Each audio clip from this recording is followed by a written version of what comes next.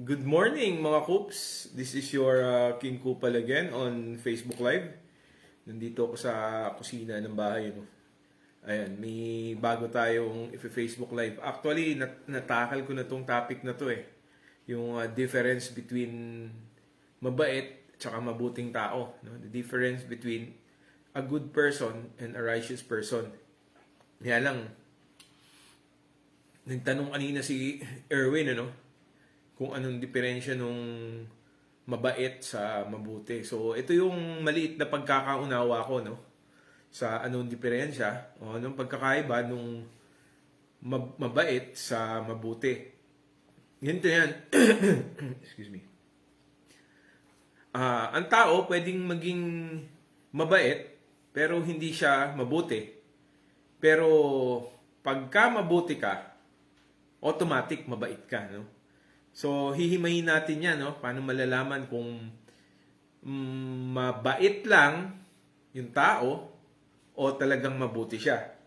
Pag mabuti kasi, yung mabait na tao, minsan, na nakikita lang kasi natin, o ang pinapakita niya lang sa tao, yung kabaitan niya. Or maaring hindi natin nalalaman ng husto kung ano yung nasa loob niya eh. Kaya pwede natin siya makita as someone na bawa matulungin, maalalahanin, laging nandyan pag kailangan mo. Pwede siyang maging mabait pero hindi naman siya mabuti. So, paano yun? Ano? Isa-isayin natin. First, sa intention.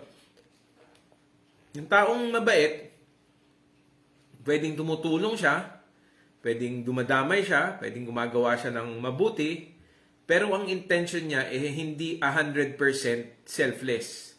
No, ibig sabihin, maaaring gumagawa siya ng mabuti dahil nag-iisip siya na may good karma yon o dahil para may bumalik sa kanyang mabuti or gumagawa siya ng mabuti sa isang tao dahil alam niya dadating ang panahon, pakikinabangan niya yung taong yon. No, though hindi masama yung ginagawa niya dahil tumutulong siya, gumagawa siya ng mabuti. Pero hindi natin masasabi na completely mabuting tao siya. Mabait siya kasi tumutulong siya eh. Pero dahil meron siyang kahit kaunting selfish intention, hindi ko masasabi na ano siya na mabuti. For me, he is not a righteous person. Parang ganito lang yan eh. Ang extreme example niyan yung halimbawa, we're doing good because we want to go to heaven or we want to be saved, no? Kaya tayo gumagawa ng mabuti. Ano yun, sa akin, hindi mabuting tao yung ganon dahil meron siyang iniisip na kapalit sa ginagawa niyang kabutihan.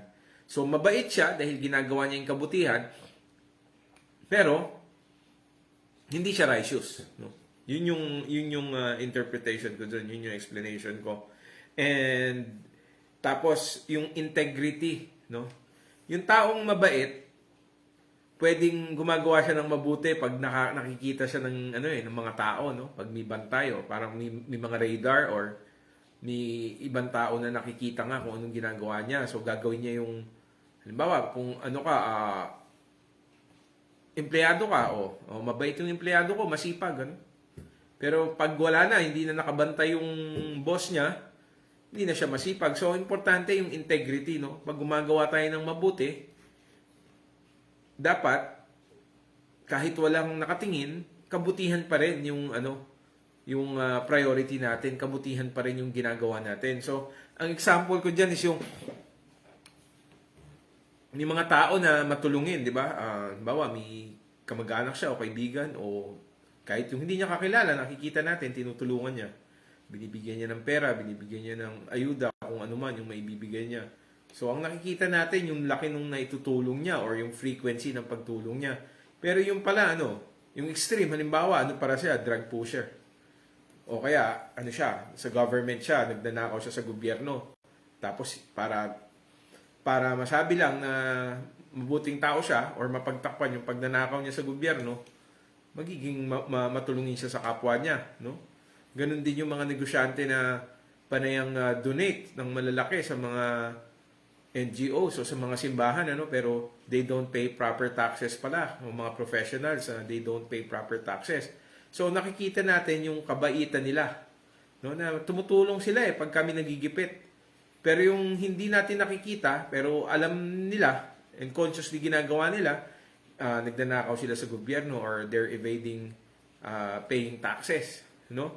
Or yung iba naman, ang pamamaraan para yumaman hindi binibigay yung dapat nararapat para sa kanilang mga empleyado, hindi binibigyan ng 13th month pay, hindi binibigay yung SSS benefits, hindi naghuhulog.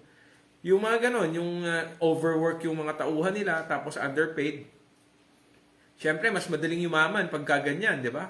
Tapos pag mayaman na sila, tutulong sila sa mahihirap, magbibigay sila sa simbahan. Ang nakikita ng tao, yung ginagawa nilang mabuti. So, ngayon pwede nating tanggapin na mabait yung taong yun. Pero hindi siya mabuti. No? Kasi mabait siya, kasi yun na nakikita natin Alam naman ipakita niya sa atin hindi siya nagbabayad ng tax. Alam naman ipakita niya sa atin na nagdanakaw siya sa gobyerno. Alam namang aminin nila sa atin na yung mga transaksyon nila sa gobyerno talagang argabyado ang bayan sa binibigay nilang presyo o sa pinararating nilang quality ng trabaho. So, yung integridad, importante yun. Para ang tao, masabi natin na mabuti o righteous, kailangan may integrity siya. Yung ginagawa niyang kabutihan, kaya nakakakita o wala, kabutihan yung ginagawa niya. No? Yung sinasabi natin na mabuti lang, yung halimbawa galing sa masama o sa hindi tamang pamamaraan o sa pang-argabyado sa kapwa, sa hindi parehas na paraan yung kanyang pera na dumami. Kahit na itulong niya actually kahit itulong niya lahat nun sa mahihirap hindi pa rin siya mabuting tao, mabait lang siya. Yung example naman dyan, yung Robin Hood. Bawa, nagnakaw yan 2 million o sabihin natin 2 million pa rin ang ibinigay niya dun sa mahihirap na sinasabi niya he's just equalizing get from the rich, give to the poor. So hindi pa rin siya mabuting tao. Kasi yung pamamaraan niya pag nanakaw pa rin or kinukuha niya ng kung hindi man puwersahan na hindi alam ng may-ari, Tapos kahit ibigay niya lahat 'yon sa mahihirap, hindi pa rin siya mabuting tao. Mabait lang siguro siya or mabait siya, Kasi he's trying his best na i-equalize yung kalagayan ng mayaman at mahirap. Kaya lang yung pamamaraan niya hindi yun ang tamang pamamaraan. So wala siyang integrity, So for starters ang pagkakaunawa ko, mas gusto pa ang gusto ng Diyos kahit maliit yung itinutulong natin sa mga mahihirap na kababayan natin o kamag-anak natin. Basta yung tulong na yun galing sa parehas na pamamaraan. Wala tayong dinaya, wala tayong nargabyado, wala tayong inapi. Kahit maliit lang ang kinita natin, itinutulong natin yun sa mahihirap o sa nangangailangan. Yun ang gusto ng Panginoon. Hindi ko sabihing mas gusto, Kasi ayaw na talaga ng Diyos na para lang makatulong tayo, nang wawalang hiya tayo ng kapwa-tao natin. In the first place, pagka nang wawalang hiya tayo ng kapwa-tao natin para magkapera, automatic, kaya rin lang tayo tumutulong para pagtakpan yung kawalang hiyaan na ginawa natin. Kasi pareho lang yun Yung ninakawan natin, tsaka yung tinutulungan natin, yung dinaya natin, tsaka yung tinutulungan natin, yung inapi natin, tsaka yung tinutulungan natin, pareho din nating kapwa-tao yun. So, it defeats the purpose na magnakaw tayo kay Juan tapos ibigay natin kay Pedro. Justification na lang yung pagbibigay kay Pedro para hindi masabi na ninakawan natin si Juan, pero sa totoo lang, yung mga tao na matulungin pero nang walang hiya ng kapwa, mas malaking parte nung ninakaw nila ang napupunta sa sarili nila. Trickle down lang yung binibigay nila sa mahihirap. So yung nakikita nyo na, alam nyo na nagtatrabaho sa gobyerno na dubious yung pamamaraan ng pagkita o negosyante na hindi nagbabayad ng tamang buwis. Alam nyo kahit gaano kalaki ang ibigay niyan sa mahihirap Mag-isip kayong malalim, Gaano rin kalaki yung natitira sa kanya, Bihira naman, wala naman sigurong magnanakaw na ibibigay niya pa lahat yung ninakaw niya. O at least 90% ng ninakaw niya doon sa mahihirap. In the first place, dapat wag niya na lang nakawin, di ba? Next is yung about the greater good. Yung tao na mabait, hindi well defined yung definition niya ng greater good. Oh. Most of the time, yung mga mababait na yan, halimbawa, matulungin sa pamilya, matulungin sa kamag-anak, matulungin sa kaibigan, no? Pero yung ibang mga ganyan, yung mabait lang, yun na nga, galing sa hindi tamang pamamaraan yung pera, or galing sa ah, tinatawag na meron siyang inaping tao para dumami yung pera niya. So, siya, hindi greater good yung hinahanap niya. Ang sa kanya, para sa kanya, ang definition niya ng greater good, basta nakakatulong siya sa pamilya niya, nakakatulong siya sa mga kaibigan niya, hindi bali nang maging manggaling sa kawalang-hiyan yung pera niya. Maraming ganyan nagfo-fall sa trap na ganyan, ano? Yung mga mayayaman na hindi nagbibigay ng tamang pasahod, hindi nagbibigay ng benepisyo sa mga empleyado nila, tapos pampered nila yung mga pamilya nila, no? They're not seeking the greater good, no? They're seeking just the good of their families, you know? So, ayun, matatawag pa rin natin silang mabait kasi makikita natin, usually mga mayayaman na yan, makikita natin, well provided yung families nila, makikita rin natin yung mga yan, parang responsible sila sa communities nila, tumutulong sa mga churches, nagdo-donate sa mga NGOs, or napakabubuting tao na yun ang tingin natin. Pero at the end of the day, mabait lang sila, no? Kung hindi galing sa kabutihan o hindi galing sa parehas na pamamaraan yung kinikita ng isang tao, kahit itulong niya pa lahat sa mahihirap yun eh. He doesn't qualify as righteous, ano? Good lang siya. Mabait siya pero hindi siya mabuti. No, ayun. Ano yan eh, may principle sa law eh, na whatever is wrong from the very beginning is wrong until the end. So, ganun yun. Pag ang pinanggagalingan ng pera natin, baluktot na pamamaraan, kahit ibigay natin yan sa mahihirap, no? Ano yun? Hindi yung kabutihan. It is still wrong. We are just trying to justify what we are doing wrong by giving help to those who are in need. Next, yung quality ng isang tao na mabait saka mabuti. Of course, meron ding selflessness yung mabait, ano? Pero pagka mabuti ka, iba yung level of selflessness, ano? Yung taong mabait, yung level of selflessness niya, minsan pagka nahihirapan na siya, or malaki na yung mababawa sa pera niya, or malaki na yung may sasakripisyo niyang oras, or yung hirap ng katawan, iiwanan niya na yung tao na tinutulungan niya. No? Bibitawan niya na yon. Kasi ang level of selflessness niya, hanggang dun lang sa kayang itolerate nung thinking niya. No? Pero yung tao na mabuti, no, ang level of selflessness niya, ang tawag dito, lagpas sa scales yan, sobra-sobra. Yan yung tao na hanggang kamatayan sasamahan ka. Yan yung tao na pag gipit na gipit ka, kahit wala siyang pera, ipangungutang ka. Yan yung tao na kahit malayo ka, kung kailangan mo siya, pupuntahan ka. Yan yung tao na kahit na tagilid yung pupuntahan nyo, pag hiningi mo yung responde niya para samahan ka, sasamahan ka niyan. Yan yung mabuting tao. Yung kahit malaking salapi ang mawawala kung sasamahan ka niya dahil nagigipit ka at that moment in time, ikaw yung uunahin niya. Yan. For starters, ang mabuting tao, hindi materialistic. Hindi pwedeng maging mabuti ang isang tao na materialistic. No? Kasi sabi nga ni Lord, no, you cannot serve two masters at the same time. So, ang mabuting tao, he serves God. No? Yung mabait na tao, he serves God occasionally. Pero most of the time, pagka doon lang sa level ng kabaitan, he serves money. No? Pag nakakita kayo ng kaibigan na handang maubusan para lang matulungan kayo, yan, mabuting tao yan. Tapos next, yung way, yung pamamaraan kung paano nagkaroon ng logistics yung tao para makatulong sa kapwa. Diyan mo rin makikita kung mabait lang siya or mabuti. Again, parang sinabi ko na kanina, yung mabait na tao, matulungin. Diba? Matulungin, magalang,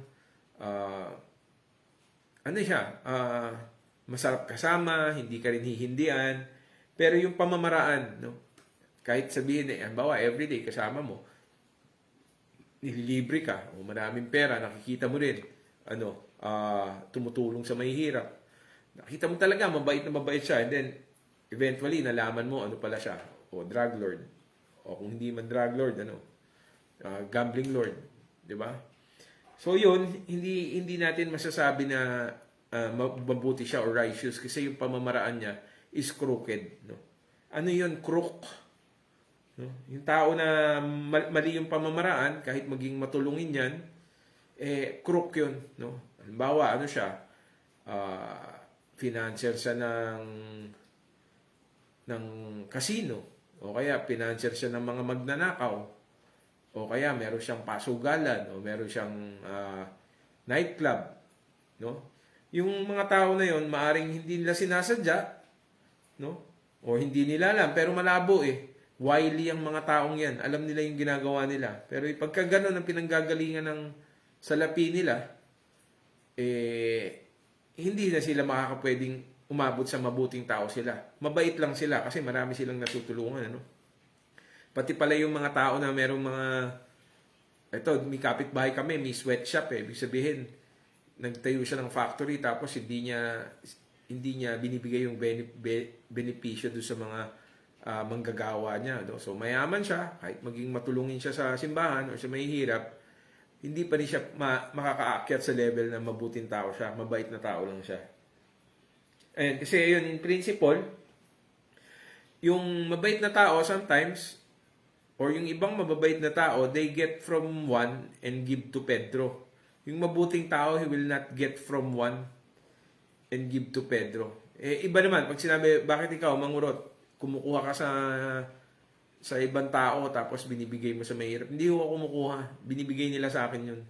Na yung sinasabi ng get from one, give to Pedro, usually yung ninakaw natin sa ibang tao tapos ibinibigay natin sa kapwa-tao din natin. So hindi pwedeng mag-qualify yung ganung kilos na ang gumagawa nun mabuting tao. Mabait lang siguro siya kasi may natutulungan siya. Pero hindi siya mabuti dahil kahit may natutulungan siya, bago siya dumating doon sa punto na makatulong siya, gumawa muna siya ng kasamaan sa kapwa-tao niya.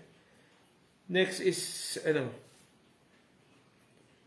ang tinitingnan kasi sa kabutihan tsaka sa kabaitan, ang tinitingnan ng Panginoon dyan yung puso It's the heart. The intention, yung nasa loob ng puso. Doon mo malalaman kung mabuting tao ka nga. No? Hindi kasi, hindi naman natin malalaman kung mabuting tao yung isang tao kahit matulungin siya sa atin Alam natin, mabait. Pero ang nakakaalam lang kung mabuti talaga siya o mabuti yung kanyang pagkatao, ang nakakaalam nun, siya, tsaka ang Diyos. No? Kasi God searches the heart and the mind. No? So, alam ng Diyos yung laman ng puso. So, yun, dun pumapasok yung hypocrisy, no? Kasi merong mga tao na tumutulong, kaya lang gusto lang pala nilang magmamabuti. Bawa ako, kahit ako tumutulong ako, you see me almost every day. Meron ako tinutulungan na tao, nasa camera, nasa Facebook Live. Paano yun kung may gusto ko lang ipakita na mabait ako? Or gusto ko pala kasi kakandidato ako, no? Or gusto ko palang gawin yun kasi gusto ko pumasok yung mga donasyon sa akin, So, ang may alam nun, kung tunay nga yung nasa puso ko, ang Diyos lang, tsaka ako, no? I can fool everyone, Maybe not everyone. But definitely, I cannot fool God. And I cannot fool myself. No? Wala naman taong kayang lokohin yung sarili niya. Wala rin naman taong kayang lokohin ng Diyos. No? So, yun. Yun yung hypocrisy. No? Yung, tumutulong ako, bait-bait ko, di ba? Nagsisimba ako. Nakita niyo ako, nagpapakain ng gutom, nagpapatuloy ng mahihirap. No? So, above board, ang tingin niyo, mabuting tao ako. Pwede yun kung pati yung intention ko selfless. No? Pero kung meron kahit konting degree of selfishness sa puso ko, kahit ano pang kabutihan yung ginagawa ko, yung hindi nyo nakikita na selfishness ko, yun ang magiging dahilan para hindi ako makonsider as mabuting tao. Mabait lang ako. So, any degree of selfishness, pag meron ganun sa puso ng tao, he cannot qualify as a righteous person. A righteous person, the the first and foremost quality that a righteous person has is selfless siya. You can never be righteous if you are not selfless. Righteousness means kasi you're always thinking of the benefit or yung kabutihan para sa kapwa, hindi yung sarili. Kung iniisip man yung sarili, it is after na ibigay na natin yung ikabubuti ng kapwa natin. Then, of course, pwede na nating isipin ang sarili natin. No? So, makikita natin yan. Usually, yan yung mga sa pamilya na kahit kumakain na lahat, alam niyang makakulangin, pinagbibigyan niya munang mauna yung mga taong kumain, tapos yung matira sa kanya, kontento na siya ron. Hindi naman yun pagpapahabag eh. May mga tao talaga na sacrificial eh, no? Yung they derive happiness in seeing people na masaya, no? Usually, yung mga selfless, no? Masaya na sila na makita yung kapwa nila na masaya. Ayan yung mga selfless na tao. Kasi pagka selfish ka, gusto mo lang lagi sumaya sarili mo. No? Next is yung the action of a righteous person, yung mabuting tao, is complete righteousness. Simula nung action hanggang sa dulo, completely selfless, and then wala siyang ginawang masama para gawin yung halimbawa yung pagtulong niya, yung end. Usually ang end kasi ng isang mabuting tao is always for the other person eh. Ang mabuting tao lagi niyang iniisip yung ikabubuti ng kapwa niya, no? Laging yung priority niya yung what would benefit his brethren. So, dapat ang action na yon from the start, complete. No? Ibig sabihin, yung pamamaraan niya para magkapera, dapat parehas ang pamamaraan. Walang dinaya, walang inape, walang ninakawan. Diba? Walang pinagsinungalingan. No?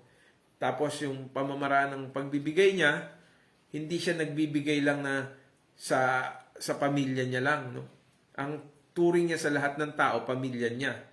So, of course, mauuna yung para sa family dahil yung immediate environment, yung mga relatives, di ba? Pero, willing pa rin siyang magbigay o dapat nagbibigay din siya sa kapwa-tao niya kahit hindi niya kadugo, kahit hindi niya kamag-anak. And the intensity that he can, the intensity of the action or yung tindi ng pagbibigay niya doon sa mga kadugo niya, dapat ganun din yung tindi ng intensyon niya na magbigay sa kapwa-tao niya kahit hindi niya yung kamag-anak. No? And of course, dapat sa pagbibigay niya, wala siyang intensyon para sa sarili niya. No, kahit the intention to be saved, no? Lagi ko sinasabi yan, yung mga tao na gumagawa ng mabuti dahil gusto nilang makarating sa langit, di ba? Ay hindi sila mabuting tao, mabait lang sila. Ang mabuting tao, inuulit ko, wala siya ni 0.001 selfishness sa puso niya. As in talagang wala. Ayun. Alam niya na kahit walang matira sa kanya, kahit magkaubos-ubos siya, mas uunahin niya yung kapwa-tao niya. Yan yung mga tao na mabubuti. May mga tao kasi na mababait. Maraming tao mabait. Pero pag kami hangganan, ang pagtulong sa kapwa, hindi kabutihan yun. Kabaitan lang yun. Pero hindi ko sinasabi na masamang tao lahat ng mga tao na mabait lang. May mga taong mabait na hindi naman masamang tao. Pero hindi sila naging completely mabuting tao. Kasi when you hold back something for someone who is in need, hindi nakabutihan yun. No? Maaring kabaitan dahil tinulungan natin to a certain extent or hanggang sa kaya nating ibigay ayon doon sa pagkakaunawa natin. Pero dahil ngayong pagkakaunawa natin, dapat tayong nagtitira para sa sarili natin. So, doon nahihinto. Hindi na tayo magiging mabuting tao, nagiging mabait lang tayo na tao. Kasi yung tao again, yung taong mabuti, handa siyang ibigay ang lahat sa taong nangangailangan. Yun, mabuting tao yun. Next. Yung consistency. No? Ayun. How he treats his family should be the same way he treats other persons. So, makikita natin yan, no? Minsan sa mga immediate families natin, pag may magandang bagay na dumating sa pamilya, tapos halimbawa, gusto nung tatay, gusto ng nanay, na yung magandang bagay na dumating na yon ibigay din sa taong nangangailangan. Pero makikita mo, minsan hindi consistent, ano? May mga tao na nagtatabi talaga para sa pamilya, kahit na marami na sila nun. So, kailangan consistent para maging mabuting tao. Again, the degree of love or the degree of help a person is willing to extend to his immediate relatives or to his family or to his son, to his children, to his wife, should be the same level of degree that he is willing to extend, no? Doon sa mga tao na hindi niya kaano-ano, no? Ibig sabihin, kung gaano ko kamahal yung pamilya ko, lalo na, sabihin, kung gaano ko ka-willing na tulungan ang pamilya ko pag nagigipit, dapat ganun din ang willingness ko tulungan yung mga kapwa-tao ko na nagigipit, no? Parang, family na natin lahat, no? Yun ang problema kasi sa Pilipino, Nangyari sa Pilipino, ang naunawaan niya, ang responsibilidad niya lang, pamilya niya. Actually, tama yun. Kaya lang, ang definition niya ng family is yung kadugo niya lang or yung kasama niya sa bahay, no? Alam niyo, ang definition ng family, lalo na kung Kristiyano tayo, o naniniwala tayo sa Diyos, lahat ng kapwa-tao natin, kapatid natin. Kasi lahat naman tayo, ang tawag natin sa Diyos, Ama. No? So, family does not stop dun lang sa It's not confined inside the walls of our homes. No? Our family is or are people who are in need, kahit hindi natin sila kamag-anak, kahit hindi natin sila kapilido, kahit hindi natin sila kadugo, kahit hindi natin sila kaano-ano sa pananaw natin. Pero again, pag tinaas nyo yung level, kaano-ano mo ba yung kapwa-tao mo, kapatid mo yan, kasi yung tawag din sa Diyos Ama. Ang tawag din natin sa Diyos Ama. So kung iisa yung Ama natin, magkakapatid tayo, di ba? Ngayon ang tanong, paano yung atheist? Wala siyang Diyos. Bahala siya kung hindi niya tayo kapatid. Pero tayo, dahil Kristiyano tayo or naniniwala tayo sa Diyos, tuturing nating kapatid kahit na yung hindi naniniwala sa Diyos, no? Hindi naman prerequisite na kaya lang natin dapat tulungan ng tao dahil Kristiyano siya or dahil pareho yung paniniwala natin. Tutulungan natin yung tao dahil nangangailangan siya at kaya nating tugunan yung pangangailangan niya na yun, no? There's no condition in helping. Probably the only time that we could not help is kung talagang wala na tayong pwedeng itulong, Pero kung may paraan tayo para tulungan ng kapwa-tao natin, no? It is godly to help the needy. It is commanded by God. Sabi niya, do not hesitate to help those who are in need when it is in your power to do so. Nasa Proverbs yun. Next is,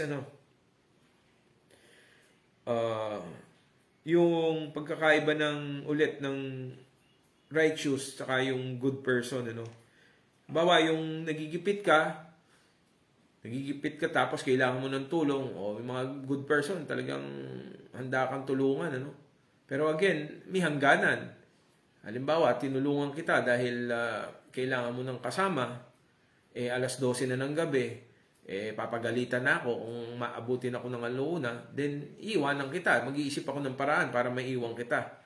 Yung mabuting tao, wala siyang pakialam kung sinong magagalit sa kanya. Ang importante, magawa niya yung kabutihan na hinihiling ng pagkakataon. No? Hindi niya bine-baby or sinisave lagi yung iniiwas katawan yung sarili niya. Meron kasi mga ganyan yung pagtulong nila hindi all out. But then again, salamat sa mga ganun tao dahil tumutulong pa rin. Pero minsan the difference between really helping somebody or iiwas natin siya sa kapahamakan na mangyayari sa kanya, the difference is just a minute, a second, no? Na nandun na rin tayo, tinulungan na natin yung isang tao, tuloy-tuloy na natin, no? Doon natin malalaman na mabuting tao tayo. No, meron akong kakilala kahit alas 3, alas 4, inaantok na siya. Nandiyan pa rin yung tao na kailangan ng counseling, kailangan ng advice. Hindi niya iwanan yun, no? Hindi niya iwanan yung tao kahit makulit na. Bakit? Alam niya kasi na kailangan siya ng tao na yun So yun yung mga mabubuting tao na lagi nilang inuuna yung empathy iniisip nila yung kabubuti ng kapwa nila. Ngayon, personal naman to. Personal experiences na ikikwento ko, no? So, ano ba tong mga personal experiences na to? Na, kasi sabi ng iba, well, ako, hindi ko alam, baka righteous ako, no? Or good ako, no? Pero, utang na loob ko yung righteousness ko sa Diyos, hindi sa akin, no? Kung hindi nag-interfere ang Diyos sa buhay ko, siguro I'm the worst person that you would ever know. Ako na yung pinakamasama, no? Kasi, una, nung bata pa ako, I was a drug addict, I tried to sell drugs, no? Nag-stock ako ng drugs, ipinalit ko yung mga gamit ko sa drugs, nagkaroon ako ng 20 grams na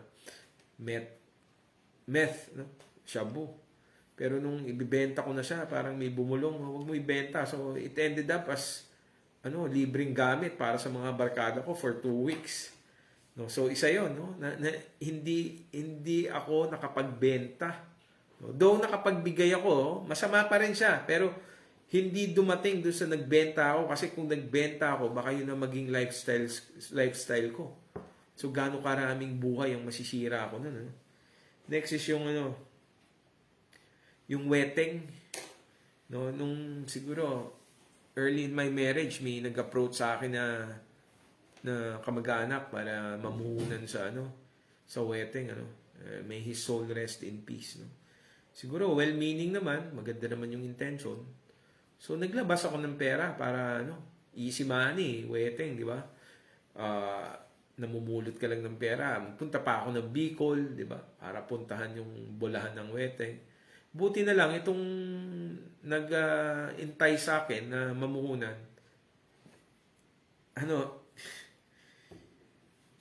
Without malice, kaya lang kailangan sabihin Buti na lang, at that point in time, walang iyang tao siya. No? Yun yung pananaw ko doon. Hindi ko alam kung totoo. Kasi kaya ko masasabing walang iyang tao siya, kasi kahit piso, walang bumalik sa akin. No? Pero nung naisip ko yun, kung walang hiyang tao man siya o hindi, pasalamat ako sa Diyos dahil walang naiuwing pera dito na galing sa wetingan. Wala akong napakain na galing sa kasamaan sa pamilya ko. So, eventually, na-realize ko yun. Kasi kung nag-prosper yun, baka hawak ko na yung Region 5 and Region 4 sa wedding. Kasi that was way back 1980s . Diba? Ang puhunan nga nun, 300,000 lang yung binitawan kong pera. Pero malaki ng pera nun yun. So, hindi natuloy. Hindi ako naging drug lord. Hindi ako naging wedding lord. Tapos, sumunod yung sa negosyo naman, Nung hawak ko na yung negosyo, which is napakalakas nun, nung ang parents ko pa may hawak Kaya lang nung hawak ko na, biglang nagkaroon ng change of government. Ang negosyo namin, nakasalalay siya sa gobyerno dahil ang daddy ko is friend of Ferdinand Marcos. So, halos lahat ng hotels and restaurant na hawak ng mga crony, sa amin yun. Teka, dali 30 seconds.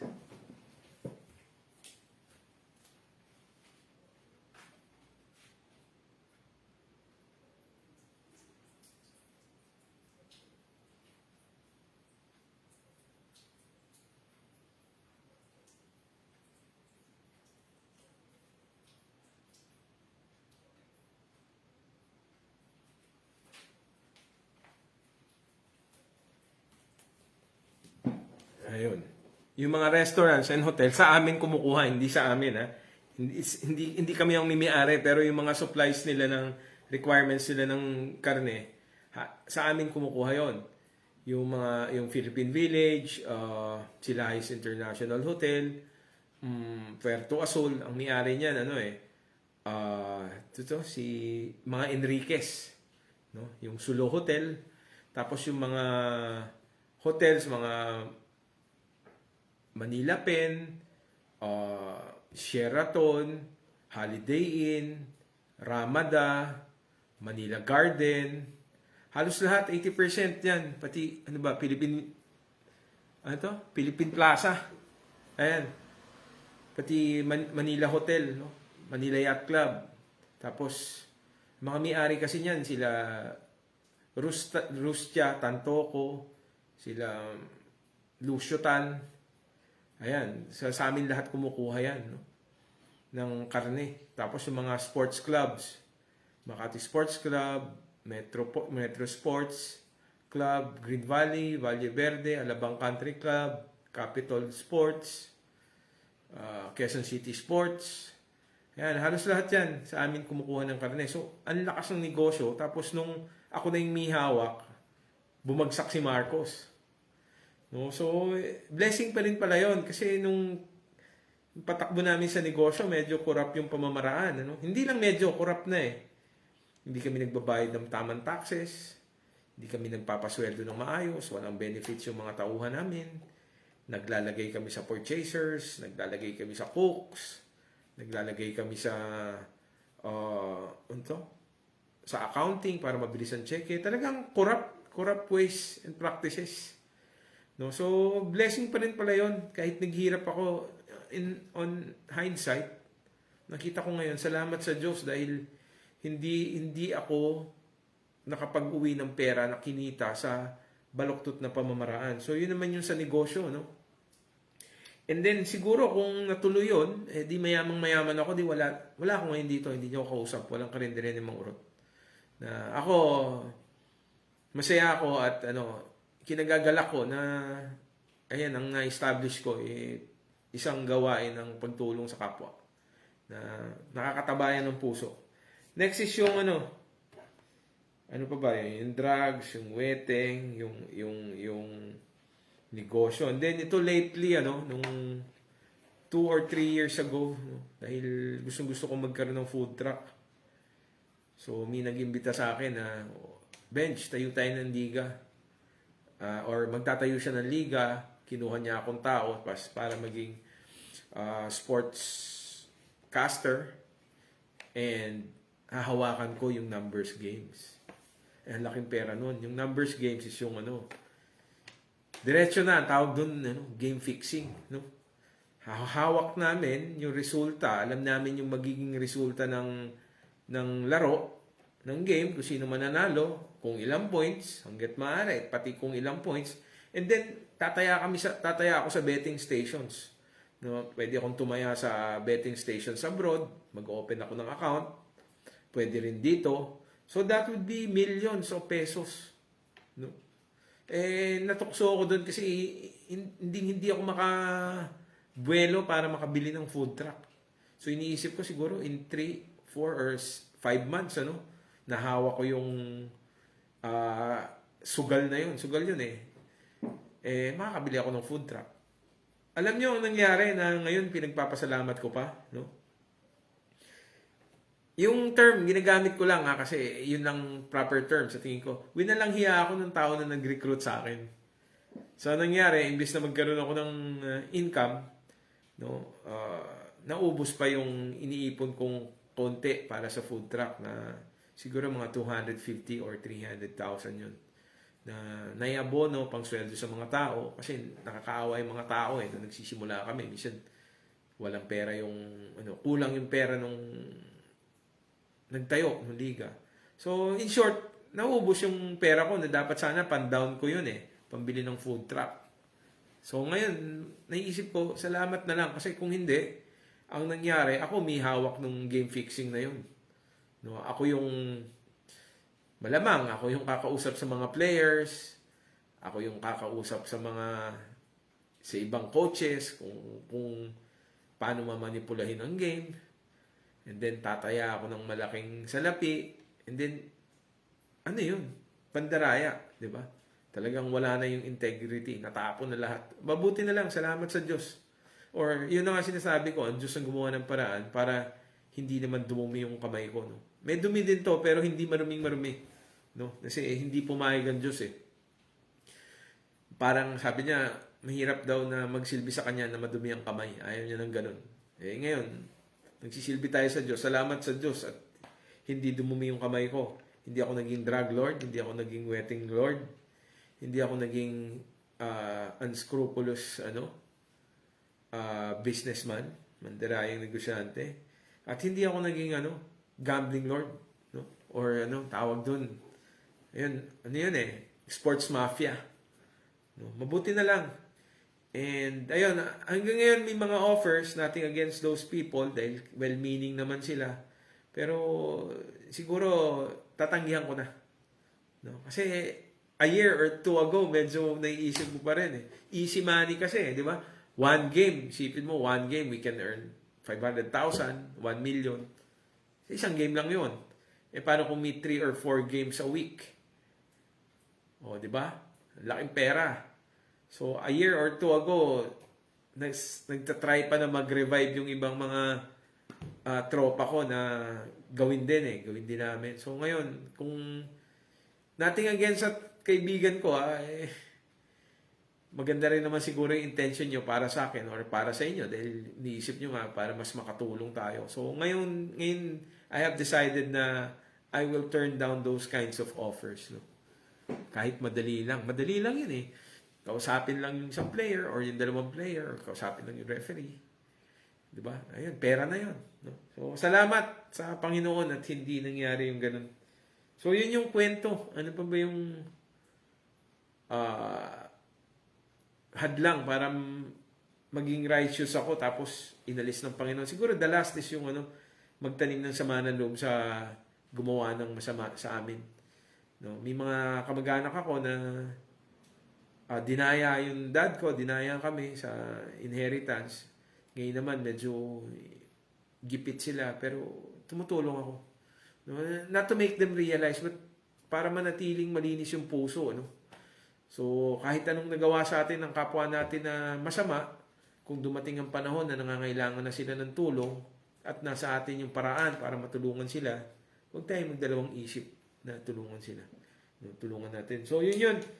Yun yung pagkakaiba ng mabuti sa mabait na tao. Yung mabait na tao, hindi all the way yung kabutihan niya.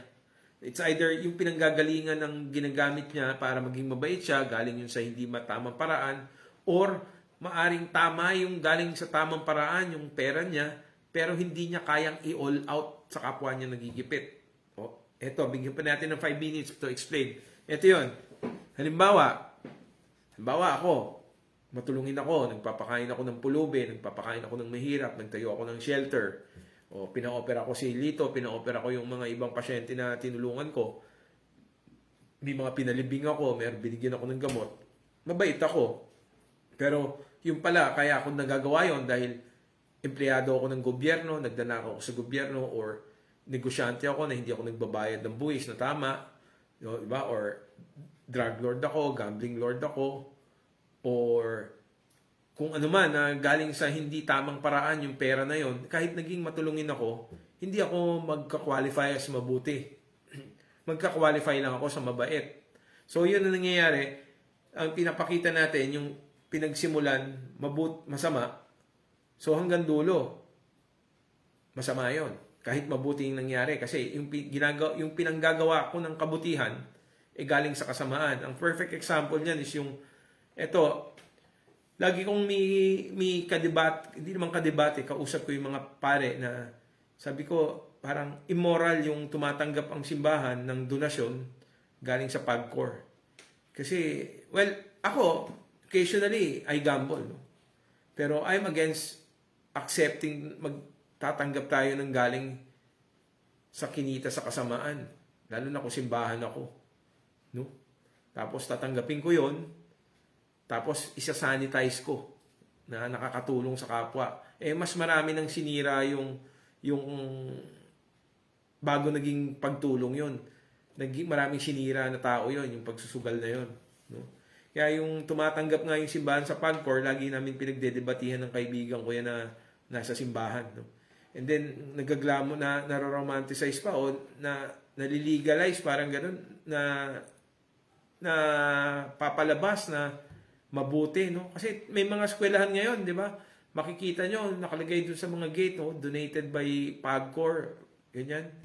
So, masama ang epekto nun sa atin morally, no? Na tumatanggap tayo ng galing sa masamang paraan para magamit sa mabuti.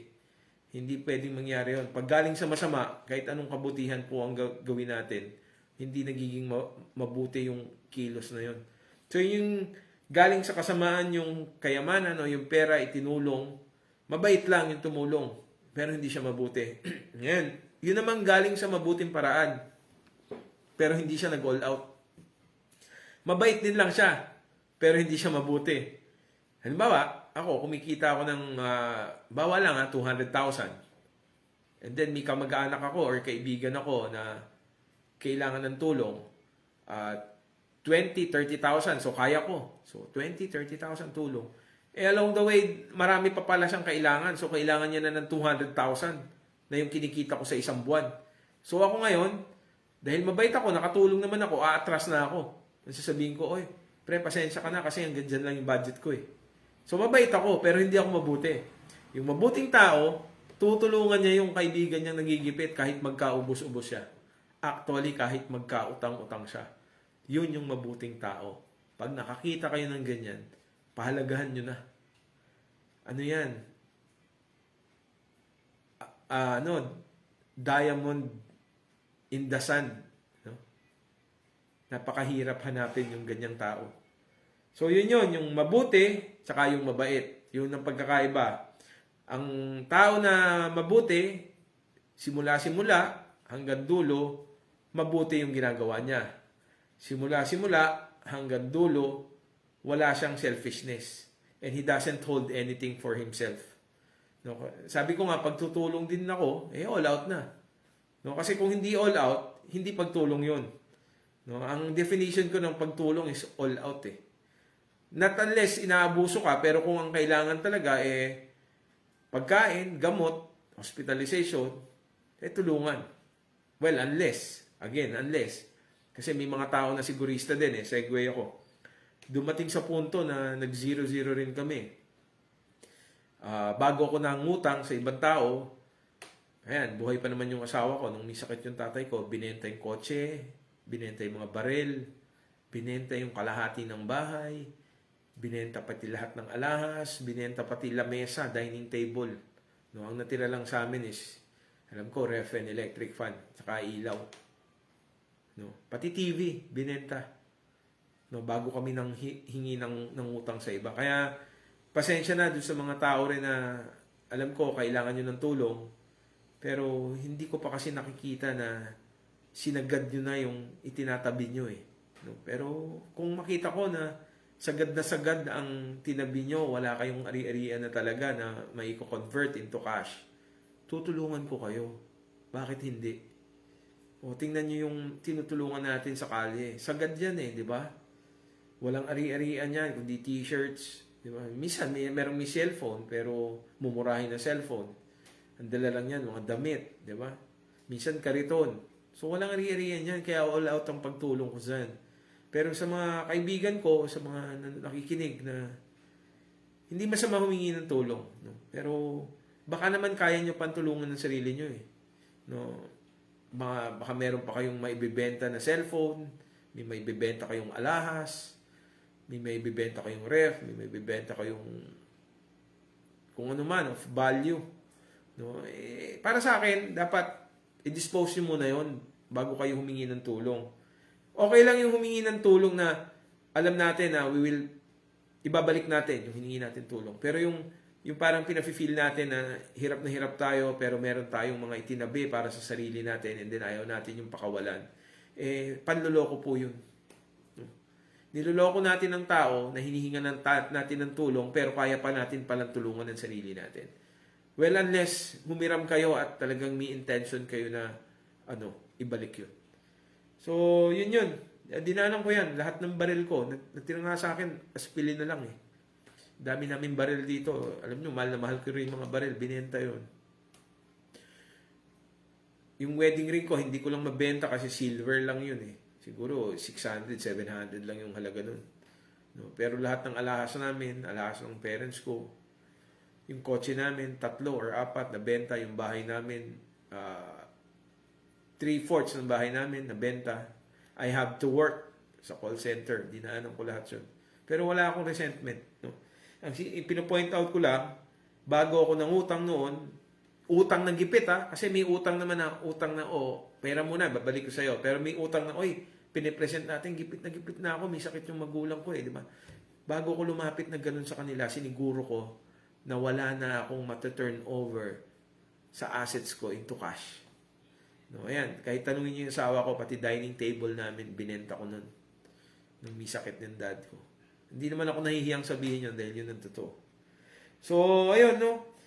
Lalo-lalo na kung meron tayong mga kamag-anak. Na kung hindi ko kayo kamag-anak at may mga kamag-anak kayo na kaya pa kayong tulungan, protect din yung dignity ng kamag-anak yung yun. Doon muna kayo humingi ng tulong. Kasi ang pangit ng ang pangit ng ng dating sa ibang tao na may kamag-anak kang mayaman na able, tapos ibang tao pa yung tutulong sa'yo. So, kaya yun, yung mga kamag-anak ko anytime, basta pagkain lang, gamot, wag naman libing, no? Yun, tutulungan ko kayo. Doon naman sa mga humihingi sa akin ng tulong na meron namang kamag-anak na mayayaman pa, yun na muna ang lapitan nyo. Though of course, may exception. May mga personal friends ako na malaki rin ang naitulong sa akin. Those are the exceptions. Pero kung wala naman kayong input sa friendship natin at meron naman kayong mga kamag-anak, doon na muna kayo lumapit. Pero of course, kung pagkain lang, hindi ko kayo hihindian. Or gamot, basta kaya. So yun. Yun yung diferensya ng mabait tsaka mabuting tao. Pagka mabuti ka, simula hanggang dulo, tama yung ginagawa mo. Pagka mabait ka, maaring meron kang ginagawa na hindi mabuti somewhere along doon from the start to the end. No? It's either how you acquire your wealth or what is your intention, bakit ka tumutulong. So, kailangan mabuti yung pinanggalingan, tapos ang intention wala para sa sarili, dapat selfless. Again, ang pinakamatibay na karakteristik o qualification ng isang tao na mabuti is selflessness. Kahit meron tayong kapraso na kadamutan o selfishness sa puso, we do not qualify as someone who is righteous. A righteous person is 101% selfless. Pag nakakita kayo ng ganyan, para kayong nakakita ng kayamanan. No? Kayamanan na hindi mabibilang, hindi may bubulsa. Pero kayamanan po yung ganyan tao pag nakakita kayo. Sana makahanap ako ng ganyan. So, this is your King Kupal on Facebook Live. Benji Abad. I hope, Erwin, na satisfy yung tanong mo. Nasagot yung tanong mo sa kung anong diferensya ng mabuti at mabait na tao. Kasi nandiyan ka sa corporate world, maraming mababait na tao dyan. Pero bibihira ang mabuti. No? Mas maraming mabuting tao sa mahihirap na lugar. So this is your King Kupal saying, good morning, God is great, dakila si Bathala, and wala yata nanonood ngayon. Di ba, mamaya na lang, masarap matulog, malamig eh. See you later mga Kups, God bless you. Ang tanong, mabait ka ba o mabuti? Bye-bye!